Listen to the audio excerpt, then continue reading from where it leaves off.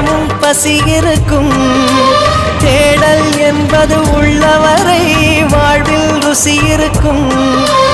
பாடல் போல தேடல் கூட ஒரு சுகமே. இசை பாடி வரும் இளம் காற்றுக்கு உருவமில்லை. காற்றலை இல்லை என்றால் ஒரு பாட்டொலி கேட்பதில்லை.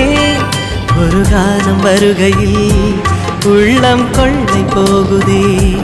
ஆனால் காற்றின் முகவரி கண்கள் அறிவதில்லையே. இந்த வாழ்க்கையே ஒரு தேடல் தான். அதை தேடி தேடி தேடும் மனது தொலைகிறதே. இசை பாடி வரும் இளம் காற்றுக்கு உருவமில்லை. காற்றலை இல்லை என்றால் ஒரு பாட்டொலி கேட்பதில்லை.